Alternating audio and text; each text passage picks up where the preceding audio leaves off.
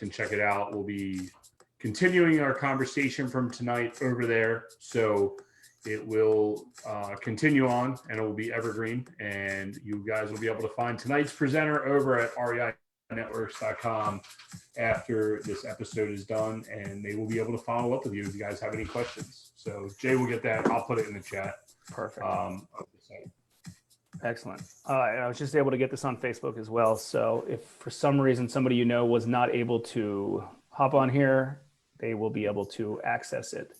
So that's good. Cool. All right, a few more people I got to add in.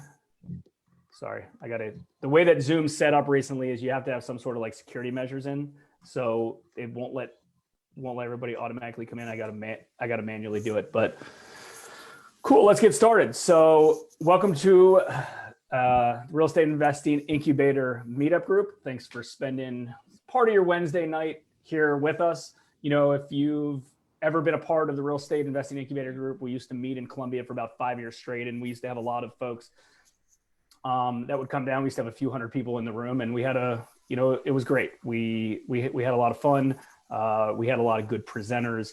It was a real good opportunity to network and learn and things like that. And since COVID hit, obviously a lot of those restaurants were closed. We didn't have the opportunity to meet up like we did in the past, unfortunately. But due to good technology like Zoom and other things, we're still able to do so. And we've been trying to do meetup groups on a monthly basis as possible, as much as possible. And part of it is, as you know, nobody's selling anything, nobody's pitching anything. We're not gurus or anything like that. We're all real life real estate investors and real estate professionals that are doing deals locally on a regular basis. So our goal is obviously to bring as much value as possible. And things like that. So tonight we are going to be talking about construction. And Ian, I was thinking about it, and I was talking to my business partner, Chris Haddon, as well, which I can't even tell if he's on here because we have a lot of people on here and I can't see everybody's faces. So, so I'm not sure if he is or not, but he probably is here somewhere. But I don't know if we've ever really had too much on the construction side or the contracting side that we've done presentations. It's interesting. Typically, a lot of people like to hear about the marketing aspects. How do you find deals? How do you find capital? But construction is such a huge component.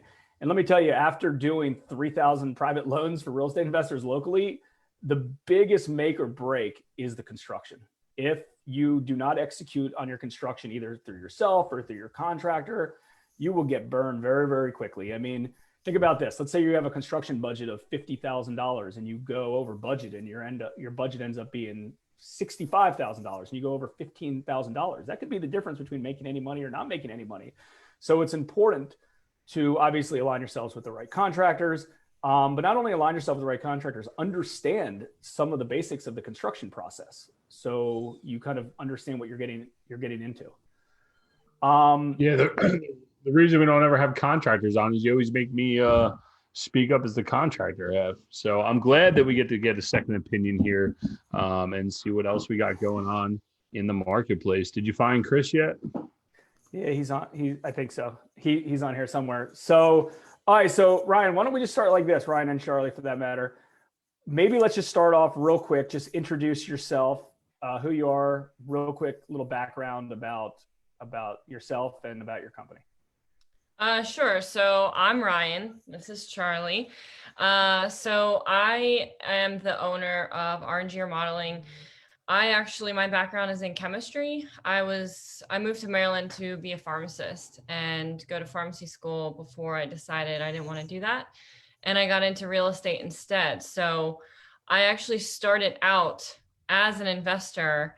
And speaking on what you just brought up about finding good contractors that'll make or break you, my first project, I was the investor and I went through and was hiring contractors and subcontractors. So that was kind of my turning point. I hired some pretty crappy contractors. One of the painters was actually cracked out one morning when I walked in. So that was fun. And that was kind of also my welcome to Baltimore lesson because I'm from Southern Virginia. So from there, I kind of realized I could probably do a much better job than some of the guys out there. So I just started doing project management / contracting, and then eventually became my licensed GC. And here I am 5 years later, and we actively do 20 to 25 projects at a time throughout the year. So Charlie actually hired me 4 years ago now. Is it 4 years? I think it's 4. 3 or 4 years ago. He's an investor landlord, and he hired me 4 years ago to do a drywall job. And he kind of was like, okay, here's the job, blah, blah, blah. I'm going to Iceland for a week. I'll be back. And then he got back and he was like, all right, well, how about you just finish everything? So that's how we met. And then since then we kind of partnered up, and, you know, he's a landlord. So I'll let you tell, he can tell you his story. Yeah, go ahead, Charlie. Yeah, I started in the mortgage business back in 01. Put about 15 years into that, went through the crash, started buying properties back in 02. I've been a landlord for whatever that is. I don't know, 20 years or something. Built up my portfolio is getting pretty good. But I do some flips here and there. I've probably done 50, 60 flips in my life or whatever, just as extra money to help build capital, to help me build my portfolio. That's my goal. I hired her, and right around the same time I was leaving the mortgage business, a new law had come out. So it was just not advantageous to stay in the lending business anymore for me personally. So I was like, I'll be a consultant. So I hired Ryan to finish one of my projects. I hired for the drywall. Then I was like, just do the rest. I'm tired of being tired of handling every little aspect of this. And then I was like, well, hey, I do consulting. I can make your business better. So, and then we started meeting, and then eventually, like, I was referring so many people to her. She's like, you know, a lot of people. I'm like, yeah, I'm old. That's why. But, no big deal. But I'm a landlord. I'm not a GC. So I don't give them regular work. So all the people she knew and all the people I knew, she's like, why don't we just team up? She was working on 20 projects at the time. By herself, no office, anything. So I said, well, I'm just a landlord now. I don't have a job technically, So we teamed up, and we've been, instead of me consulting with her and getting paid for my consulting, make the business better, I'm making it better with her, and we share profit. So that's the kind of the structure. Nice. So, and we've been, I think we probably do almost 40 to 50 rehabs a year now. So probably working on at one time 20 to 25, but of course it's like an assembly line. And we built up a pretty good system. We gear towards flippers, but we can do homeowner work. We do a lot of 2 or 3K loans. Well, we don't do the loans, but we do the work for the homeowner. And yeah, we structure everything for the investor to make them profitable. We've spoke before, and it really comes down to the investor, the flipper. We're here to help you make money. So we try to consult while we do the work, but we don't charge for consulting. We've done it before, so it's an easy fit as long as people are willing to listen a little bit. We can help. Yeah, and I think that's actually a good point. Let's go from there. Is that as a contractor, and us personally, my company, we only work for ourselves. We don't work for any other real estate investors. It's actually a unique proposition that you guys have, is that you're involved in real estate on a day-to-day basis. You can make suggestions to increase value, make it more economical to the real estate investor, not allow people to over improve or under improve. With that being said, what is something, if you're doing a fix and flip right now, like what do you think right now in today's market is a must have if you're trying to keep par with other houses that are out there? Like, is there a certain finish, a certain material, a certain look that everyone is hot on right now? Well, I think the point is to match the market, know your market. It's don't think you're the expert of selling the house. Talk to your realtor, get the comps of what is sold in that area, because that'll help you not over improve. That'll help you not under improve. So what is your competition in that zip code, in that neighborhood? What's close to you? What did they do? If they did the kitchen, bath, they did tile work with accents, shaker, white shaker with, quartz or whatever. you want to at least be in that neighborhood of what the other competition has done. That's the key, and that'll help you not over improve by just knowing, because that's literally what people do when they buy a house. You got to think about yourselves when you bought your first house, and maybe you haven't bought your first house yet, and that's okay. But when you go to buy a house, you're trying to get the best value, right? That's the whole point. You go, okay, what are my options? I want to live in this area. And then you go, okay, for this house for 300, it has this, that. Well, if there's another house for 280, it has more stuff. You're going to buy the 280 house. So you got to put yourself, you as an investor are the ultimate like salesperson. You are literally building your product. So you got to see what's out there. As contractors, we're going to help because we're investors too. You got to do the kitchen. You got to do the master bath minimum. I mean, you got to. I always like to help people save money by not, if it's a fourth bathroom in the basement, you might not need to go all crazy with the tile and everything in that bathroom. But, the person that buys the house that's going to use that kitchen, use their master bath, or if there's no master bath, the hall bath that they're going to use, gear it to them, the people that are actually going to buy the house. Don't kill yourself fixing up for the guest room or something, if you don't understand what I'm saying. And as far as fixtures, we're seeing a lot of like polished gold and matte black right now. So the brushed nickel, I feel like, is kind of on its way out. And that mixture of the matte black and the gold is, for some reason, it's here.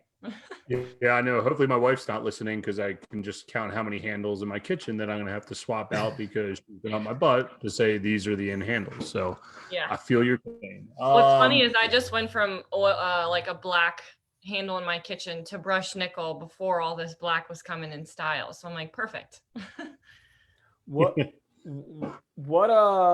So it's interesting because things have changed very quickly. And when I say quickly, it's almost been a full year now, kind of since COVID, but just related to the real estate market. Obviously, we're in a really hot market. We've been in a really hot market, but also the way that construction is handled and managed. It's interesting how labor costs are now. It's very interesting, and availability for that matter. And it's also very interesting related to getting materials that could potentially be issues now that many people might not be aware of compared to a year or so ago. Let's talk a little bit about what realistic timeframes are and budgets in general. Like, would you say that, because when we work with a lot of real estate investors, I still have a lot of borrowers and clients that are kind of in the mentality of lipstick on a pig type of things. And I feel like that's hard, that some of that stuff just doesn't exist as much as it might have in the past. But more importantly, there's talk of 2x4s and stuff like that that could potentially be 4x of what they could have cost a year ago, just based on supply and demand. So I know it's hard to say broadly on a budget, but like, what are kind of realistic timeframes and budgets to get renovations done these days? I mean, are they taking longer than they were in the past, or are they maybe even quicker? So there's two types of contractors. There's a type of contractors that pull permits, and there's a type that don't pull permits. So I am the type that pulls permits on everything because I believe in, doing things the right way, and I don't cut corners. So the type that don't pull permits, I can't speak on their timelines because, I don't do that. But I would say right now, the hardest part is getting the permits, because before, at least Baltimore County, you used to just go there, sit there all day, and they'll just issue the permit because they're not online yet. So I would say the permit process is what's taking a long time. And depending on the county, like Anne Arundel County, it takes anywhere from like 10 days to 3 weeks. So 10 to 21 days to get the permit back. And then if you want to schedule the inspection, it's another 10 days out. So I would say that part takes a long time. But as far as the construction part, I don't think that that's taking any more time. Now, lumber prices, I was talking to somebody yesterday, comparing it to last year, and it's gone up about 250% compared to last year, like pre-COVID. So that's fun. Now, inventory of things is it's iffy, but it's good to have multiple resources to get things from. Like, the lumber, we don't get it from just Home Depot. We have 3 or 4 different vendors that have the lumber, or even drywall. I actually just got a message today from Home Depot saying there's going to be a shortage of like those buckets of mud for the drywallers. So, I mean, as far as timeline, you think it takes any longer? I don't think it. No. Yeah. No. As long as it's just an inventory issue. So you just got to prepare, your contractor has to prepare and order things ahead of time so it's ready. I think that's good, Jay. Sorry. Yeah, I think that's a good point. If you know what you're doing, the timelines are fine. If you don't, the inventory is an issue. When we did a recent event, somebody that owns a lot of properties said, he had to buy his appliance packages day one, or he wasn't able to get those things in bulk for enough of his projects. And if you're a newer investor and you're trying to have a well-oiled machine, and you're planning last minute to go and pick out stuff, that might not occur like it could have in the past. So I think the timeline based on inventory is a really good point. Yep. Yeah, and I think that's where it comes in as a real estate investor, to understand what you want. And I think that would make, someone like Ryan and Charlie's job a lot easier as a real estate investor, understanding what you want on day one. When we really got our stuff refined in the single family, we knew exactly what we wanted to order. We would drop the package. Here you go rock and roll, guys. And we're doing it now in our apartment building for turnovers. Here's your home run package. Go knock it out. You're done, right? Like that's what the Ryan Homes and all these big track home builders do. So with that being said, like Ryan and Charlie, how can someone that wants to hire you guys, or a contractor in general, have a better experience when they go into their project? Well, just knowing the plan is the key. And that's for new investors. This is where they trip up sometimes. It's, I don't know what I'm going to do. I mean, literally before you buy the house, you should know what you want to do. Like I'm going to do the kitchen. I'm going to take that wall down. I'm going to make this a master bath and do this, whatever, and just be ready to do it. And if you're not perfect, like if, oh man, I made one mistake out of the 20 decisions I made, it doesn't matter. Like somebody's going to buy the house if you make it look nice. That's something people have to realize, that, especially now in the market, there is 10 buyers for every house available. And if you have a contractor that's not going to make it look like total crap, I mean, just finish it and look decent, look good, someone's going to buy the house. So stop over analyzing. That's super important. And also to know thyself. What are you? Are you an investor that's hiring a general contractor? Are you an investor that wants to be a general contractor? That's really a big deal, because your contractor should know appliance is going to take a long time. And if you're the contractor, meaning you're hiring the subs and trying to find subs and track them down and make sure they do their job, so you're trying to be both, it's on you to know everything. So you want to, but have a plan from the beginning. Don't try to rebuild, don't try to kill yourself making that house the Shangri-La. Like it's only going to improve based on the neighborhood it's in. You can't, like if houses sell for 300 or let's say 400 in the neighborhood, and you're buying the house for 200, you can put a lot into that. You got a lot of room there. But if you're getting a marginal deal, you're not going to over improve it and make that house sell for 450. It's just, the market is more powerful than anything you can do. I mean, it's just you just got to like go with the flow of the universe in a way. Like just let them, let it tell you what you want. Look at those comps. Okay, if I can make a master bath, if I can make the kitchen awesome, some stone here, new floors, paint, everything. If the furnace is a couple years old, maybe have it serviced, save some money there. You don't have to make it the house you're going to live in.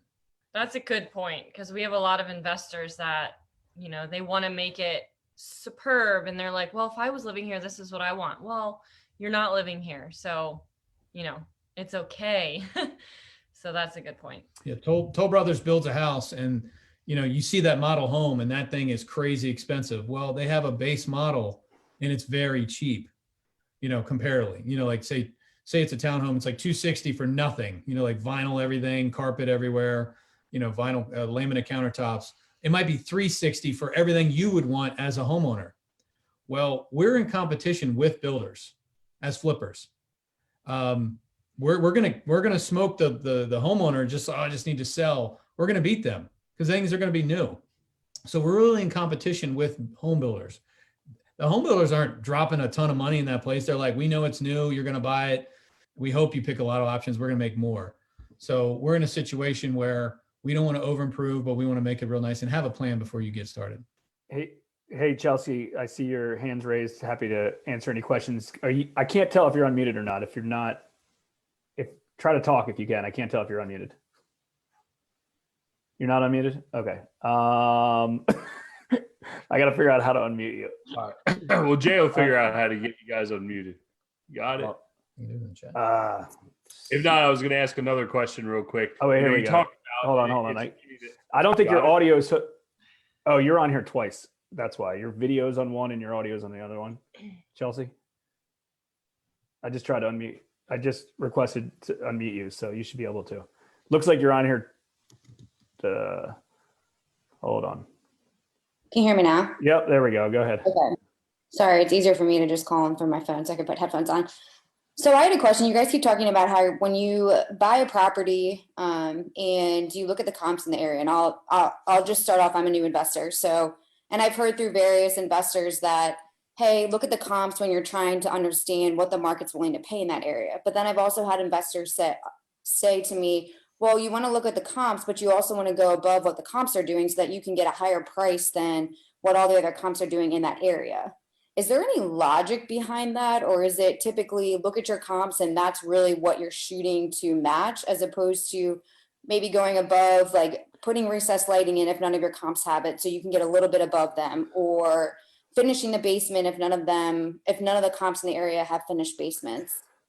Well, I mean, I think all of us might have similar answers, maybe a little bit different, but somewhat similar. I mean, listen, if you can sell for more than the rest of the neighborhood, kudos to you, more power to you, but I certainly wouldn't set that as the precedence. I mean, I think, for instance, if you're at like a 400,000, if there's comps around the $400,000 price point that are similar to yours, I'd probably start at, the 399, give or take, and base it off that. Obviously, listen, if you bought a property today, or I shouldn't say today, but if you bought a property 2 weeks ago, it's worth more today than it was 2 weeks ago, because that's just the nature of the market that we're in right now. But that's not always going to be the case.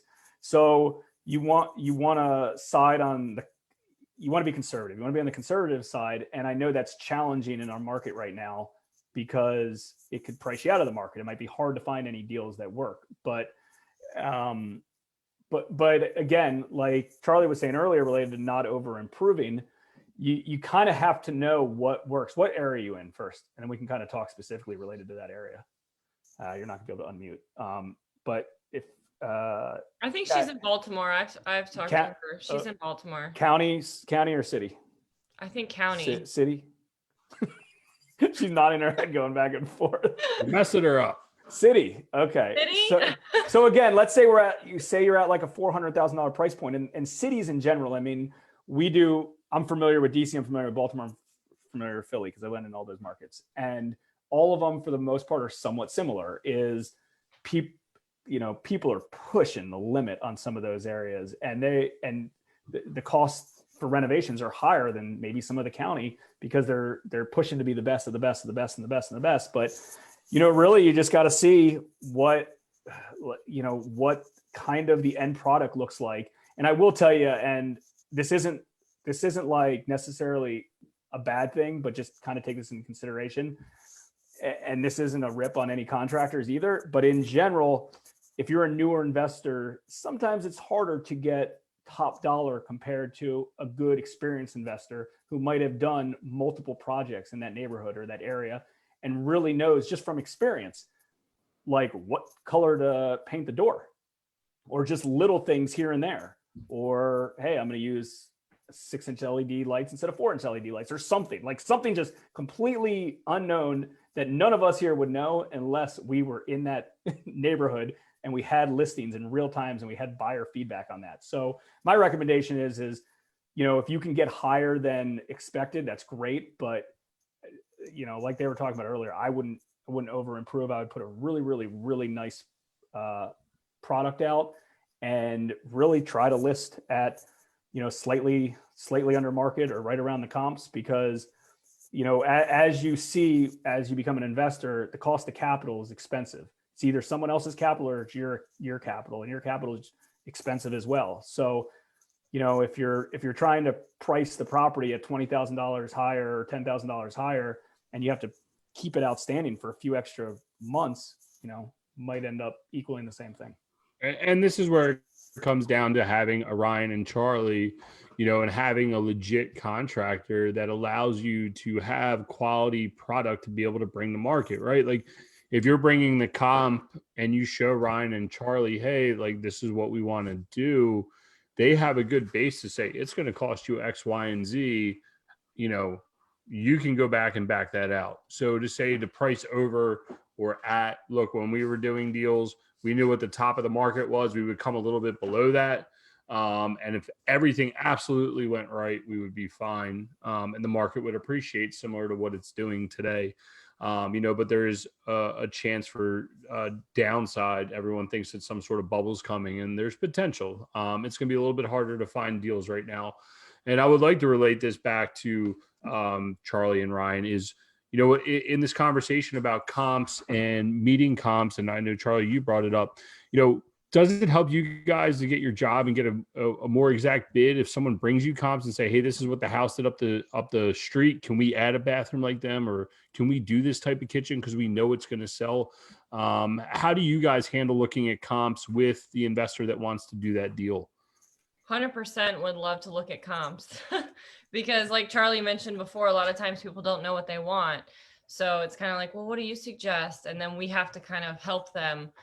We do ask a lot, what do your comps show, so that we can kind of give them something to help get to that end product. And as far as doing a rehab above what the comps show, I wouldn't do it, especially in this market. It's not worth it because, like Charlie mentioned, like everybody's mentioned, it's going to sell.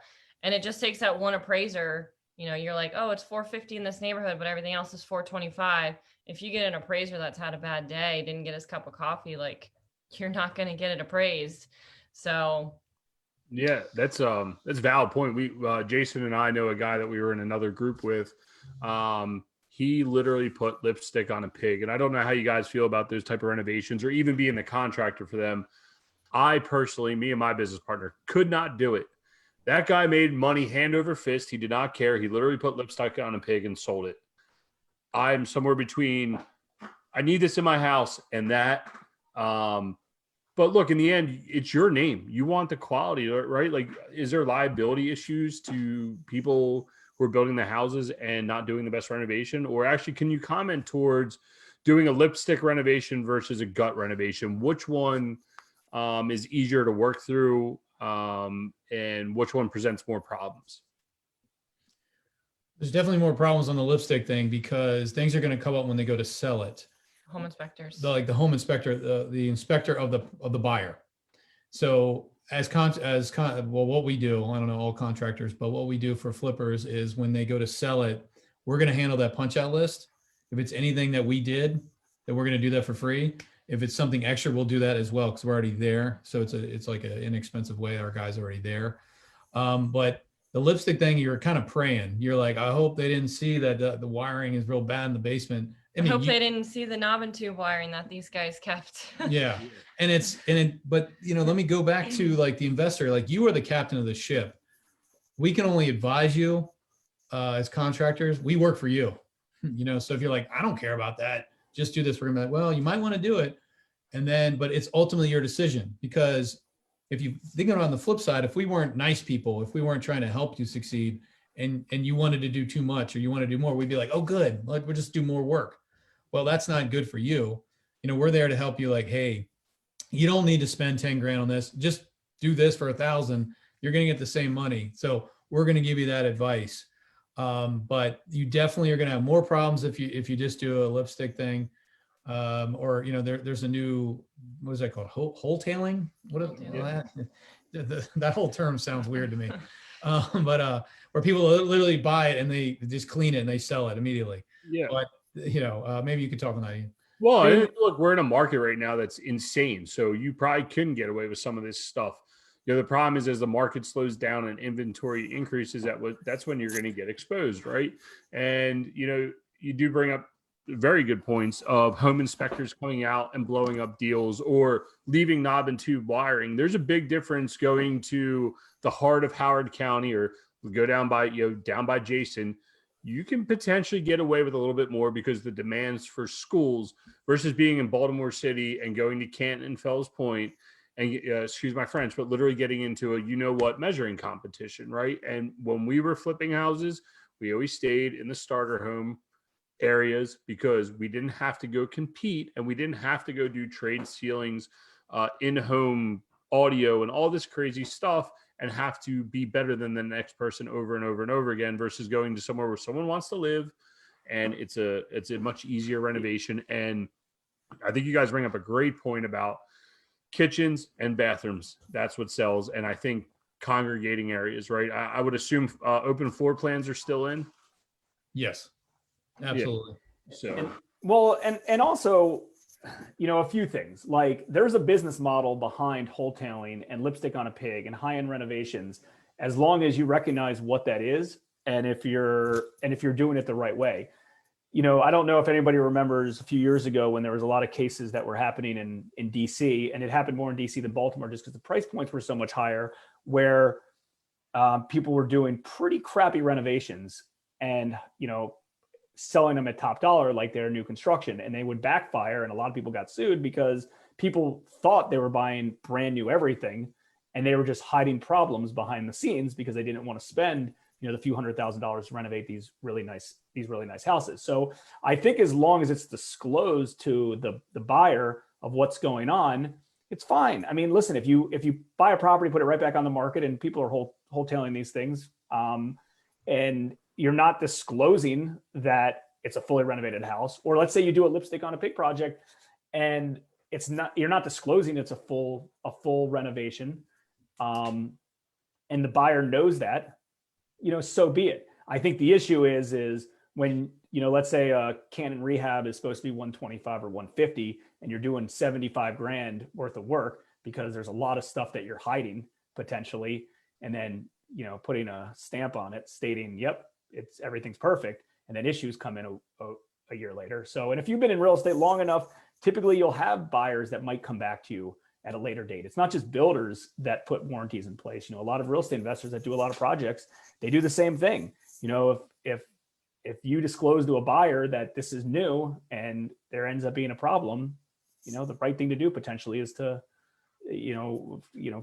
fix the issue later on. But again, one of the things we talked about kind of early on is knowing your market and knowing your audience and knowing kind of what's what. And, there's price points that you don't need to do a full Mac Daddy renovation in. There's price points in some counties in median housing price neighborhoods that you might not need to do a full renovation, but you obviously need to know that kind of going into that. And I will say, kind of being on the lender side, that the bigger the construction project, a little bit more risk as a real estate investor, and also potentially more capital outlay that you're going to have access to. It's going to be hard to get full leverage from anybody to do, $100,000 or $150,000 construction project if you're a first-time investor. I'm not saying that doesn't exist, but the bigger the construction project, the bigger the potential potential issues that could be undercover. So the point is and this is kind of not fully related to construction, but the point is like, as you get started as real estate, figure out what your resources are and figure out what you want and figure out what areas you want to focus in before kind of jumping all in. Yeah, and guys, if you haven't know, first off, Ryan and Charlie will get their information up here in the chat at the end, or you'll be able to find them over on REINetworks.com if you haven't visited that yet. Everybody will continue this conversation over there. And if you haven't noticed, a lot of my questions, because I feel the same pain coming from a contractor's background, is making their job easier. You know, one of the ways that we've always been able to do good with our contractors is understanding their pay schedule and their invoicing. Another thing, and I want to ask Ryan and Charlie, especially for newer investors, we found that it helped for floor plans. You know, for us managing our subs, like here's a floor plan layout. We didn't get full drawings. I guess my question to you guys is, someone that's doing a rental rehab or a flip, do you guys require full plans, or is there some sort of information that they can provide to help you through, or do you guys require full plans? It's not a requirement. Obviously, the more information that somebody gives us, or any contractor, the better the whole project goes, because the more information we have, the more everybody's going to be in the same thought process. Everybody's going to, you know, we're going to know exactly what you want and what you expect. So if you come to me with floor plans, I will love you 1,000 times for it. Otherwise, I'm going to make this guy over here do the floor plans, and he's going to hate me for it. So No big deal. It's only 2 hours of my time. Yeah. But, you know, I think a lot of people miss that. Like, you can get someone to do a floor plate for you and just do a layout design. You don't need to spend tens of $1,000s on architectural plans. You can get away with doing that. I mean, I think when we were doing it, don't quote me guys, but $1,500 you can get a floor plan layout. And then you don't have to be like, Ryan, can we stick a bathroom here? I was thinking we could do 100%. another bedroom over here, you know? So yes. Well, that's something the investor needs to understand. If they're like, well, just do the basement, and we start framing it, and then you're like, well, wait, I want something here. We've already paid those guys after they're done. And that's something we do as contract. We don't pay our labor until they're done the job. That's why one of the reasons why we don't fail. That's contractors can fail by overpaying their own people, and then they roll out on them. But anyway, if we've already paid them to do that and you want to change it, we're going to charge you. I mean, you know, like, it's like, look, man, you didn't give us a plan. We just went forward. You said, do this, do that, and you changed your mind. So that's why it's super important you don't even have to have it like to scale. Like, you could just draw a square, you know, like, I want a bedroom here. And if you have some wish lists, like, okay, I just want there to be a hallway here, or I want there to be access to this, we'll make it happen to code. Or you can get some graph paper and you can draw it out. I mean, it depends on what you want to do, but don't, you know, expect that things can be changed later with no penalty in it, as it were. So, something I wanted to speak on real quick, that you were talking about earlier. There's four parties involved in doing this. There's the lender, there's the contractor, there's you guys, investor, but then there's the realtor. You really need to have a realtor that knows what they're doing and knows that area. Don't call your cousin and they live in Charles County and you're like, what are the comps up here? You can pull your own comps if you're not in the area, you know, if you don't have a person for that area.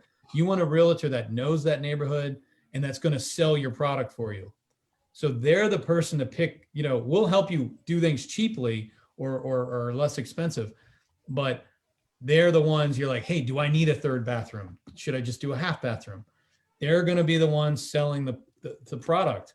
And then if they're wrong at the end of the day, you can go to them and be like, hey, you told me if I did this, we'd be okay. And then if it didn't work out, you get a better realtor. But that's somebody that sometimes they're overlooked. We kind of control the most people in a way, because we have all these people that do all this work. You know, the lender's like a couple guys or a little group. You're one person, but the realtor's this other one person that could make or break you.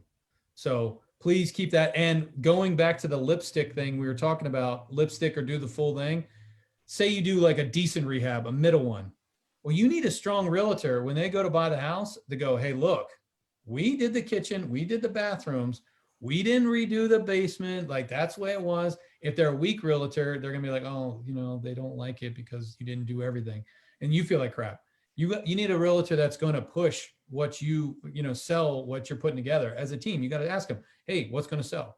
So yeah. I just want to make that point before I forgot. Sorry. No, it's a good point. And listen, it might not make sense to finish the basement. It might not make sense to build out a big deck that could be expensive, because the buyers might not necessarily want it there. Or if they do, they'll get it themselves at a later date.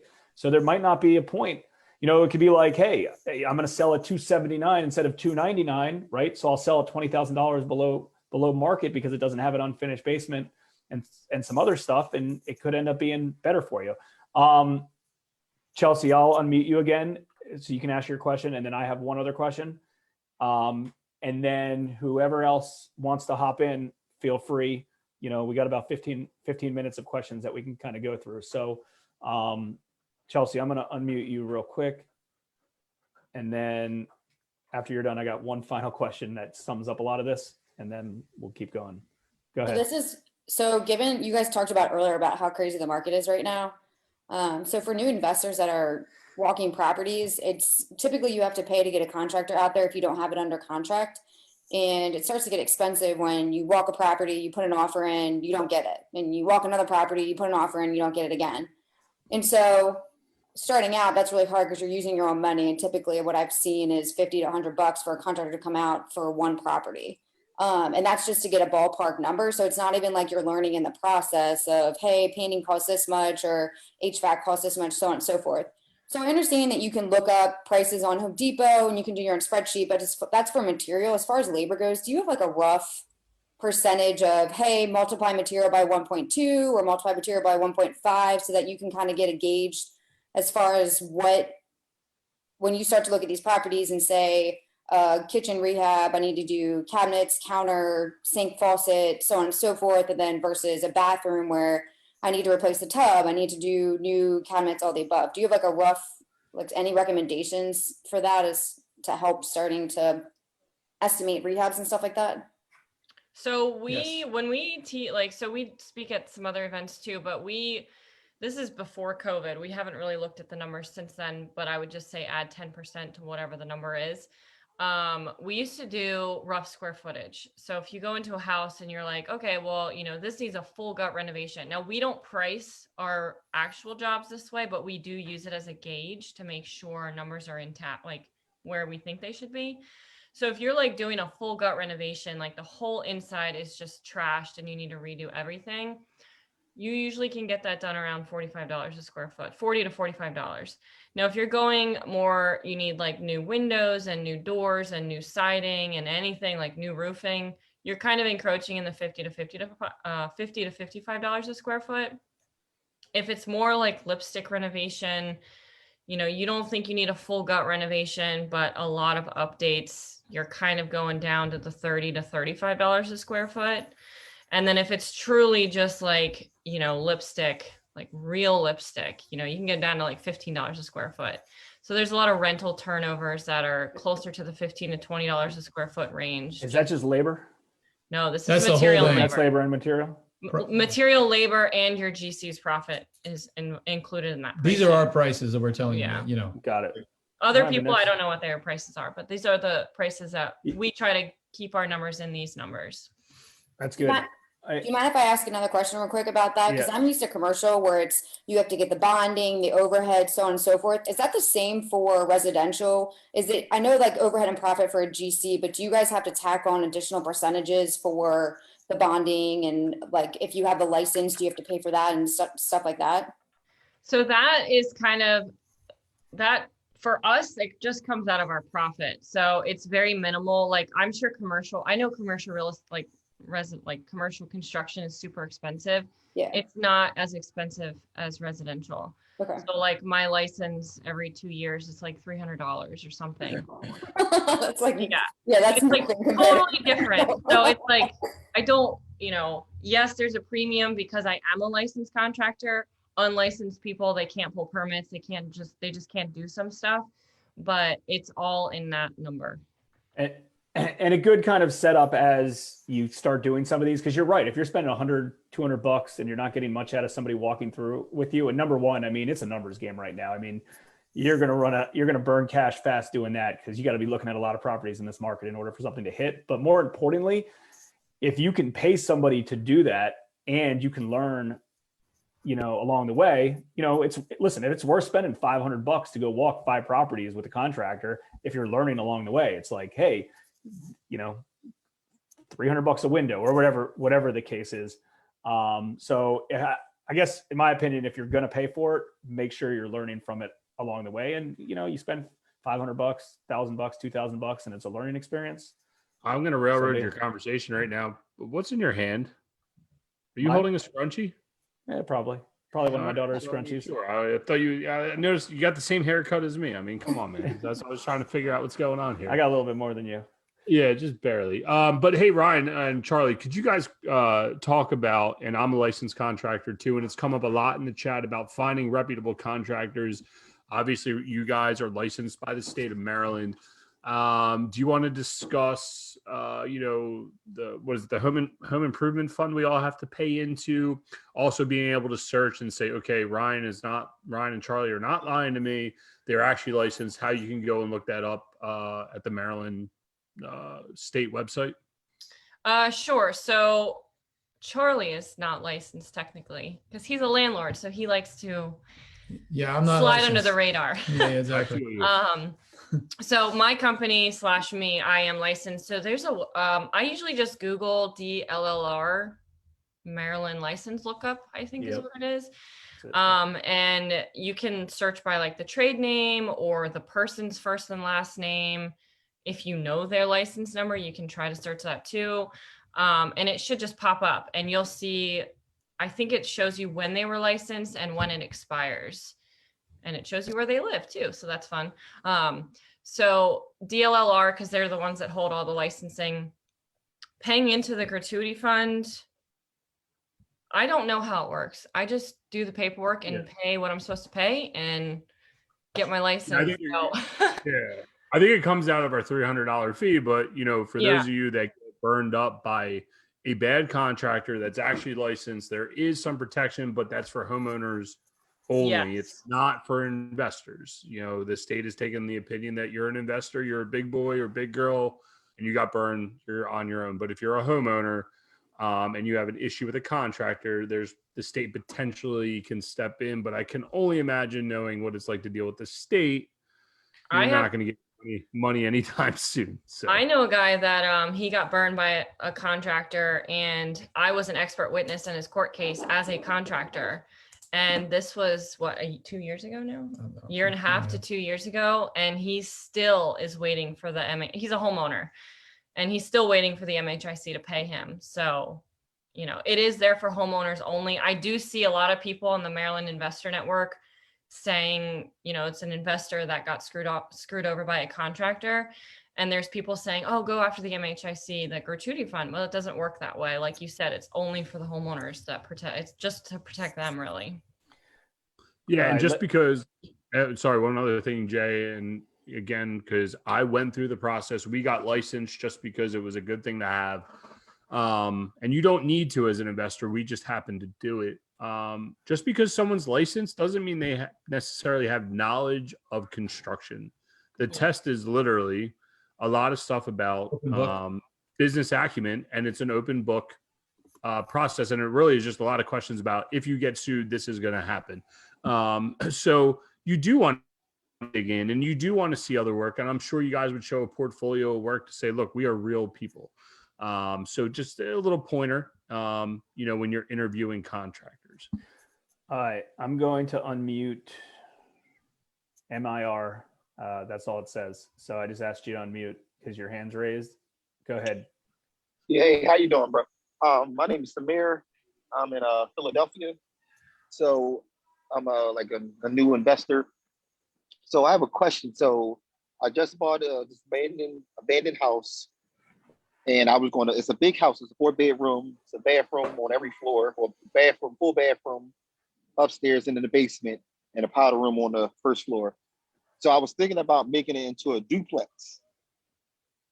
So, but being that the lumber prices are so high, should I still do it, or just do the rehab and get the one income? I think it depends on the numbers on both sides, right? So, it's hard to say.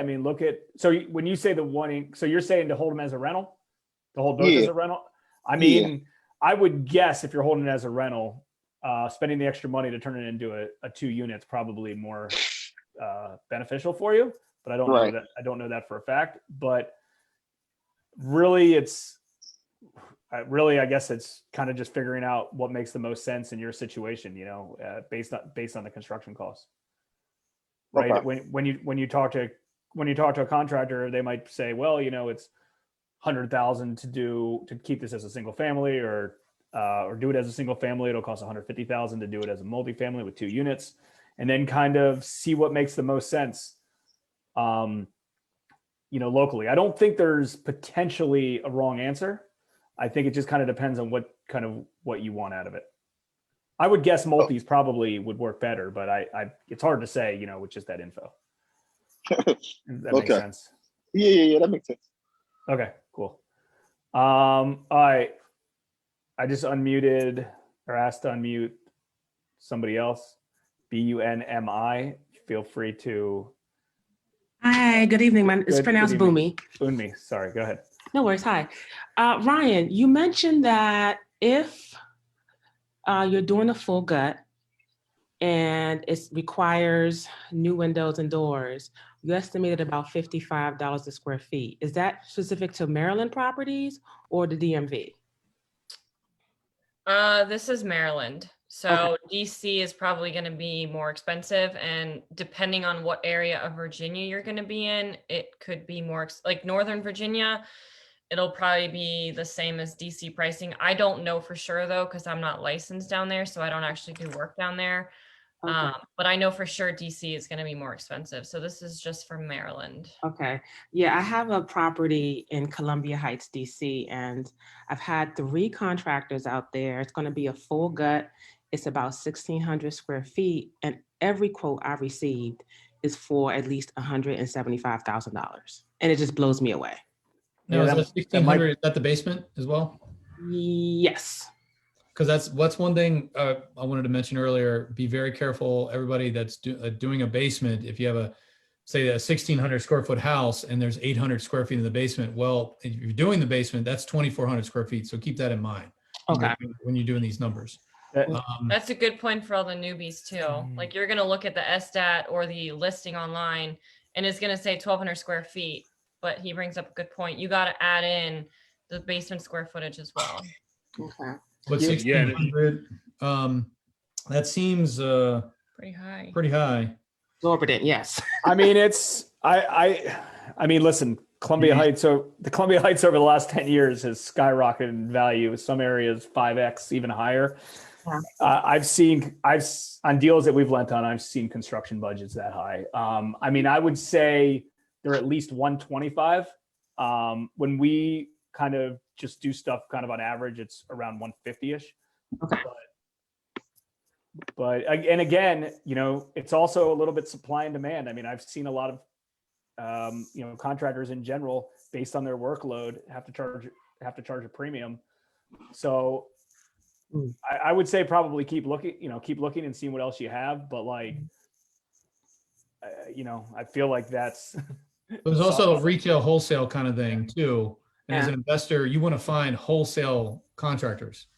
Right. I mean, there's retail guys out there that do homeowner stuff, and they're not going to lower their price for you because that's just, they don't care. Mhm. We have different pricing for homeowners and for investors because we know you guys have to make money. We're going to get more flips from investors throughout the year, so we keep our profit a little lower, Mhm. or a lot lower actually. So you could have just grabbed a couple of people and they're like, okay, well, we don't know, Yeah. you And they also can probably see the area and they're like, oh, Montgomery County or whatever county it is, like cha-ching. So just keep that in mind too. Okay. And Norm just posted on here for DC gut job. He didn't think it was that high either. Yeah, it's just It does. I mean, I know it sounds high. And it might be. But again, I mean, I think you can work somebody to get them potentially lower, but it's not like completely unreasonable, just from what I've seen as well. okay. And one more question. I know I kind of missed this part regarding materials. What's the average time frame that we're waiting for materials like wood and things like that? Appliances I know take forever so far, like 6 weeks now, but like wood and things of that nature, what are you guys seeing for turnaround times? So wood, I mean, it's in stock. It's just a matter of where you source it. So, there's lumber yards locally. that source it. Rafters, I know, are a minimum of 2 weeks to get a quote, and then another 2 weeks to actually get it. I'm sorry, not rafters, trusses, like roof trusses if you're doing an addition. So you have to keep that in mind. But Anything ordered. yeah, anything That's ordered like is windows, yeah. your appliances. You just need to, if you're being the general or you're hiring a general, you just need to make sure they're on top of that. Don't let them like, you're like, oh, I'm going to list it in 2 weeks. And he's like, oh, I got to order the windows. That could take 3 weeks, It's 4 weeks. 6 to 8 right now. Yeah, 6 6 to 8, whatever. I mean, because of the supply chain right now. Yeah. So you want to be doing that in the beginning. So anything special order, just do up front in the beginning. All right, here we go. Another question. I'm just going to unmute you right now. There you go, Real Estate C. Go ahead. Hey, how you guys doing? My name is Corey. I'm a new investor, and I was just trying to figure out how do you guys know the telltale signs of a bad contractor? Like, I had one guy who came out. I mean, he was literally writing measurements on a McDonald's cup. There you go. There's your tail right there. Red Flag right there. I mean, I'm thinking, he's writing been doing it for 30 years and stuff like that. But Yeah. Well, just some of the things out there. I mean, I'll let them chime in as well. In my opinion, I like to typically do business with folks that I know and that I trust who've done business with somebody else before as a referral basis. So I think that's always a good way. If somebody did right by somebody else, it's not necessarily they're going to do right by you, but it's at least, a good start. So that's definitely one tip is, go to some meetup groups, groups like this, and really see who's been out there. I know a lot of people find contractors by walking around areas that have a lot of construction going on and going in and mingling with them and kind of looking at their work and creating relationships with them. I'll let Ryan and Charlie chime in on that maybe too. Yeah, so there's a ton of red flags. I'll let Charlie talk about that one, but definitely, see if they're on social media, like Jason mentioned, in some of the local networks. You'll see people, and you can just post on your local investor network and say, hey, I'm looking for a contractor for X, Y, and Z, and see who people refer. And, if there's multiple people referring the same person, it's probably a good chance that they're going to be a good person to go with. But there's a ton of red flags. I mean, McDonald's cup, like they could at least write on a, Royal Farms or something. Couldn't afford a notebook. That's yeah. rough. My first job was with HSBC Bank, the largest bank in the world. And one of the main things when they go to hire people is trying to hire people that are referred from other people or their own employees. Because you are hiring a contractor, you're going to be their boss. They're going to work for you. So if you can get a referral, why that's important is the person that referred them, at least they dealt with them long enough to maybe know they're not a crazy person. Because you don't know. I mean, there could be some just insane, like that, the guy with the guy coming on there, or even on the job sites. You could be walking the job site and you could bump into the subcontractors. Now, there might be a subcontractor that really wants to be a general contractor. He's like, oh yeah, I do all this, I handled it all. And next thing you're just dealing with the guy that was painting the house. And you think you're dealing with the general, you are not. So you know thyself, but also know who you're talking to. So it's very important. Red flags, you want to keep that, what does the truck look like? Is it, don't say that because your truck's yeah, not I know. great. Well, I'm a landlord, so I try to look like I'm poor. But I have a busted Honda Pilot. It's paid off. It's great. But she is the nice truck, so, but you want to, you have to judge them. Okay. You have to really look at them. I know we're taught when we're kids, like, don't judge people, but guess what? You got to hire them, you got to be the boss. Like, I don't want to hire you. That could literally make or break you. And also, make sure you can have a good conversation with the contractor. You don't want to be, I hate to say this, but women especially, sometimes there's contractors out there that like, oh, you're a new investor and you're a woman, like, oh, this is how you need to do it. No, that's actually not true. So I think even for men and women, just make sure you can have a good conversation with the person and make sure, it's trust your gut. Well, a lot of times too, when I tell them I'm a new investor, it's almost like they smell blood in a sense. Yeah, they're like, oh, good. Okay, yeah, their eyes get really big for some reason. Yeah, don't tell them that. I guess ultimately, if it's an honest person, then it wouldn't matter. But unfortunately, like, you got to keep your guard up. The contractors are someone that can cost you a lot of money. So you want to go, you may make an excuse why you sound new, or, like, oh, I don't know this area that well. I do a bunch of job, I do a bunch in another area. So He's a salesman. Can you tell? yeah. So, but you want to, but have that conversation, if it's forced, if you get a weird vibe from them, don't go, oh, I don't have anybody else, so I just want to get started. It's better to wait a week to find Yes. another person than just getting started with a bad person. Okay. I mean, Yeah. you might pay, again, 1/4 of a month holding cost, to Jason, whatever, but that'll be the cost of finding the right person. So keep that in mind. Thank you. Exactly. And another thing you can do when you're interviewing contractors is bring 3 estimates out, go old school, talk to the first guy, you pick up a little bit. You're like, oh, I didn't know what that terminology was. And you listen. And then when you meet your next contractor, you're like, oh yeah, I need the knockouts here. And now you sound a little more intelligible. And by the third contractor, whether they're the right one or not, you are getting an education. And I know Ryan and Charlie, you probably hate when people shop you like that, but in the end, if the investors are doing better business with you, it makes your job easier and it's better for the industry as a whole. So as you go through different contractors and start talking to people, let's say fake it till you make it, but you're going to start learning terminology, start learning what you want to hear. And ultimately you'll be able to give the best product to a contractor and rock and roll and make everyone's job a lot easier. Joseph, I just unmuted you.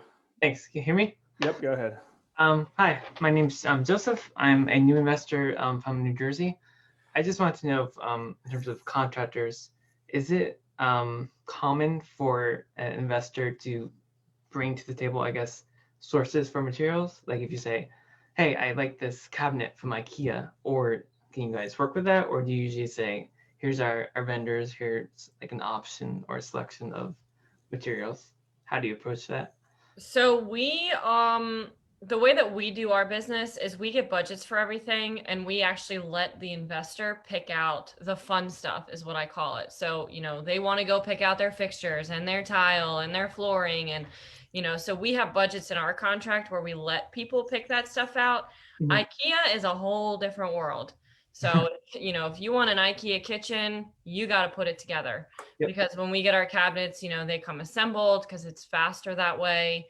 The assembly charge is like super minimal compared to IKEA. Sometimes we get IKEA vanities, and guess who puts them together?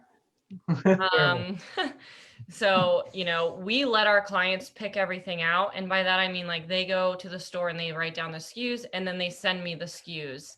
Now, for investor clients, if it's anything special order and they want to order it ahead of time, we let them do that. And then that just means that they pay us less at the end. But IKEA, I mean, we're the kind of contractors that you pick out your own stuff, meaning you just pick it out.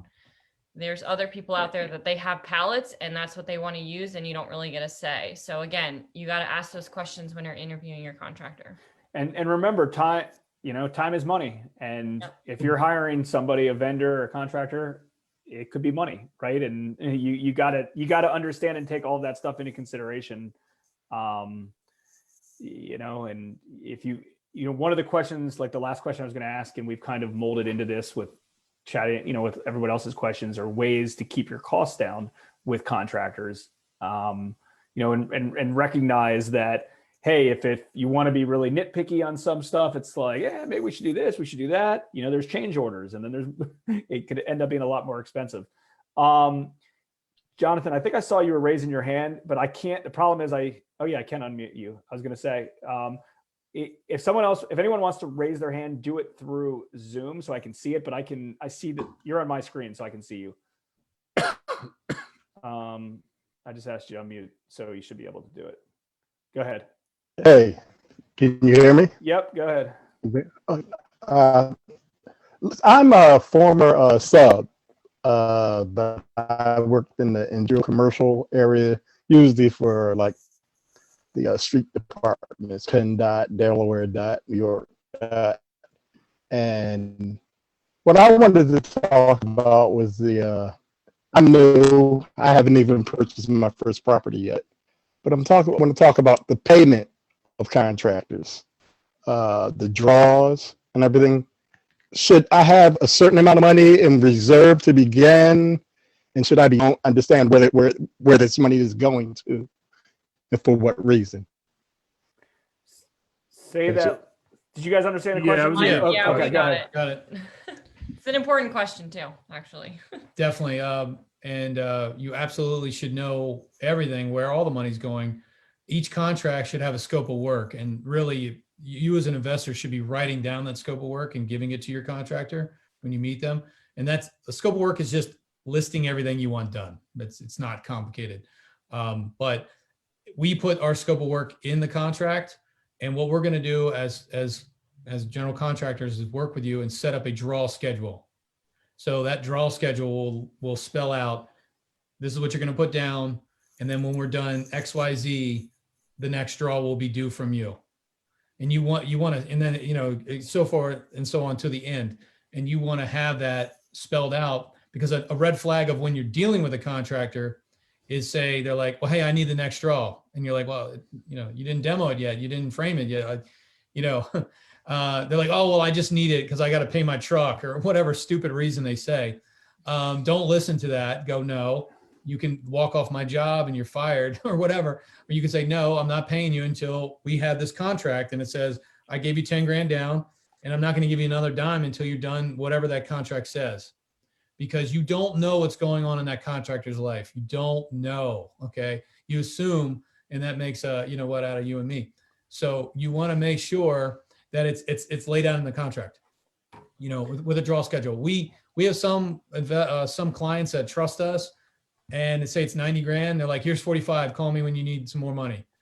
That's not going to be when you start out and you start with a new contractor, And not everybody has that kind of money either. Yeah, not everybody has that kind of money, which leads to a point which I'm sure Jason's going to like me to bring this up, is that money in reserve. That you need some money. You can't do this with no money. All right, no money down, all that does not work in flipping, because here's how it's going to go. Even if you get a rehab loan to do this job, to do the house, then you're going to turn to Jason and go, hey, I need some money. He's like, get to work. And when you're at a certain point, I'm going to pay you money. They're going to have a draw schedule with you. So you're going to need a little bit of money to get started, to get it rolling, because us as general contractors, we're not going to start unless we get some money down as well, because we got to buy material and Dumpsters, permits, everything. And also, to protect your money, we don't pay our people until they're done the work, every Friday. Okay, what'd you do? We're not going to pay our labor, until they're done. So we're the fiduciary. We have a fiduciary responsibility to protect your money. And that's part of our license. So a lot of investors don't understand that. They go, okay, I'm going to do this. It's $100,000 rehab. They get a loan for $100,000. They say they get a loan to buy the house and $100,000 to fix it up. But you guys, whether it's you guys throwing your own hammer yourself or hiring your own subs, the money lender is not going to pay you a draw until you get to certain milestones either. So what we like to do is we work with our clients and the hard money lender, or the lender, and work the draw schedule so it lines up. So you actually get paid and you don't get stuck. So that it's really easy for a rookie to do that. And sometimes people don't do it just by accident, so it's important to have that little reserve though. Does that make sense, Jason? Yeah, no, I think that answered the question. Let's do one more question, then we'll wrap it up. Leanne, I just asked to unmute you, so you should be able to unmute and then ask your question. Hi, can you hear me? We We can hear you, Leanne. Hi. Hey, Ryan. So I've been, Ryan and Charlie are my contractor. And I just had to jump in here and say a little something, because I really feel like, I've been doing this now, I guess on and off since 2004, but really full time since 15, and worked with a number of contractors. And I just feel such a great comfort level with Ryan and Charlie. There is a huge difference. And so I think for the people that are new in this, like really interviewing the contractors and really getting a feeling for, you know, if it's a good fit for you and you feel comfortable and you feel like they're authentic, I think that's huge.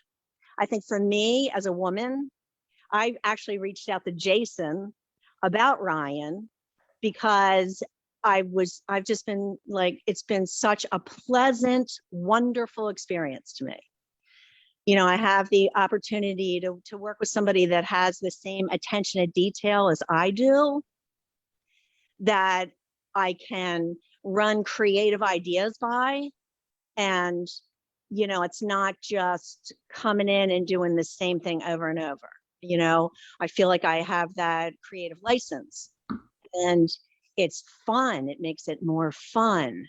And to just be able to work with trustworthy people that are always there, that I know that I can count on when I need something for my client, when they're, you know, ready to close on a house, or, you know, when I'm like crunching to try to get something on market. Anyway, it's just been a really great experience. So Yeah. I can't recommend them highly enough. Just really, really are great people to work with, and just, I don't know, it just makes it like easy instead of, and more fun, which I think that's what it's about, you know? We all want to be kind of enjoying this. Nice. So that's definitely been the case. Thank you. Thanks. And one other thing to add, and then we'll kind of wrap up, kind of related to that I heard recently, and I know I've talked to a few people about this, is typically when doing business with people, you always want to do, and this really kind of correlates to contractors in general. Whenever you do business with people, you want to do business with somebody who you don't necessarily need a contract with, right? So somebody who you trust, who you believe in, who you could almost operate on a handshake with, but at the same time always get a contract with them, because hey, shit happens and stuff goes down and you need that contract in place. But if you don't feel, but if like you don't have that warm and fuzzy of like, you know what, I really trust this guy or gal, I don't even think I would need a contract with them. I'm going to get one either way. But if you have that feeling and you have that gut feel that you could operate on a handshake, then I think that contractor or that lender or that realtor or that whoever wholesaler is probably the right one. So appreciate Ryan, appreciate Charlie for hopping on with us. We're about 8 p.m. East Coast time. So again, thanks again for hopping on the meetup. If you guys would, why don't you just share your contact info right here, I guess, verbally. We'll start with that, and then we can. Sure. So my phone number is 757-374-5560. I guess I'll type that in. Yeah, type that in as well. Also, we went live on this is on Zoom, but we have a Facebook live feed as well that's on the Hard Money Bankers Facebook page. Okay. So I don't think I pushed the record button on here, but it's live on there, so I have access to it, which is good. So if you want to just kind of replay this or watch this or send this to anybody that you felt would, a business partner or a family member who you think would benefit from this, just go to the Hard Money Bankers Facebook page and you can access the replay. And I'm also going to put the replay on this new social media platform that we created called Rei Networks. Rei Networks is a super cool, free to post, free to chat, free to do everything social platform. You know, I don't know about you guys, but I feel like every time I go on Facebook and I'm in like Maryland Investor Group or Baltimore Wholesaler Group, it's the same person posting the same feed on 5 different places, on 5 different threads. And it's like, wait, I just saw this. I just saw this. I just saw this. So we're able to put content like this, you know, free content on this on that platform called REINetworks.com. You don't even have to register in order to stalk and view people and look at comments and things like that. But if you do register, you can comment and you can post deals and things like that. So make sure you check out REINetworks.com, and hope everybody enjoys your evening. Whatever the 3rd Wednesday in April is, we will be right back at it. If anyone has an idea of a speaker or a topic or somebody that has brought value to you inside your business that you think would be a good addition to speak to our entire meetup group for an hour, feel free to email me directly at jason@hardmoneybankers.com. and I'm happy to chat with them and see if it's a good fit for everybody. And again, real estate investing sometimes is a little bit of a lonely business because a lot of us might not have a business partner or might not have a team to work with. So it's good to collaborate as a group and network as a team. And as much as a big business, and it seems like so many people are real estate investors, we're still a real small industry and a really small niche, and we need each other to work off of and learn from, and get referrals from each other and help each other. So again, thanks again for coming to the Real Estate Incubator Meetup Group, and hopefully we'll see everybody the third Wednesday in April. Thanks Take for care, having everyone. us on. Appreciate it. Thank you guys. We Good luck. appreciate it. Guys. Thank you.